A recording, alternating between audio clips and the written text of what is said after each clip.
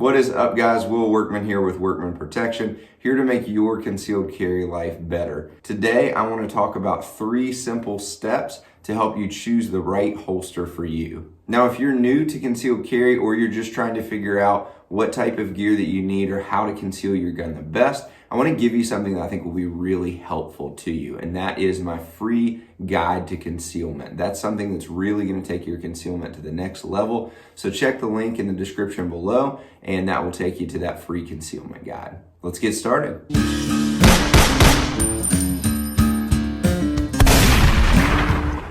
The first step is safety. Now, there's a reason why this one is first. If a holster does not meet my safety standards, then it's not going to make the cut and there's no point in pressing on. It doesn't matter what bells and whistles they claim to have. If they don't meet my safety standards, they don't make the cut. Now, the way I determine if a holster is safe or not is by asking 3 simple questions. First, does the holster cover the trigger guard completely? Does the holster hold the firearm securely? And does the holster allow me access to the firearm consistently? Now, if the answer to any of these questions is no, then that holster does not meet my safety standards. Now, this means that cloth holsters like the Uncle Mike's holster or the Papoose holster are immediately out the window. Why do I have these holsters? Because I too have made bad life decisions. Here's an example of a good, safe holster.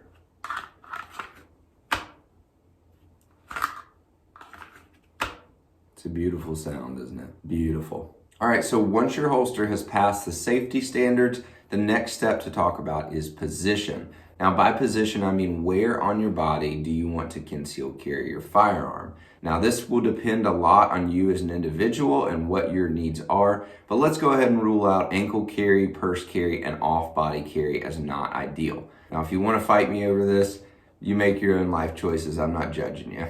Choosing your position will depend a lot on your body type. Not necessarily your size, but your body type.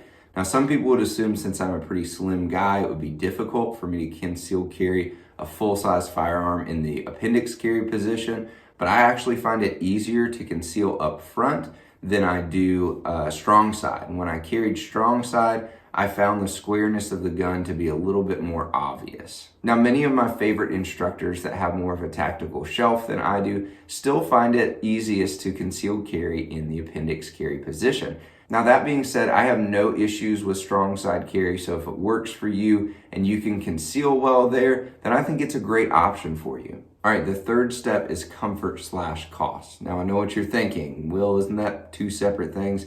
Yes and no, but they go hand in hand. So once you've understood your safety standards for your holster and you have chosen a position that you want to carry in, the next thing to talk about is comfort. Now, there's a reason why companies like Helix Mattress, Brooks Shoes, or Lazy Boy Furniture are very successful companies. And that is because we're willing to invest in comfort. We're willing to invest in the comfort of something that we're going to use every day. So plan on spending at least $50 on a good holster. Now, the more you spend on top of this, what you're paying for is the additional comfort that the holster provides. Now, if you want more information on how to conceal a firearm, definitely go check out my free guide to concealment in the description below. Guys, thanks so much for watching. Like and subscribe and comment below and let me know what you want to see next.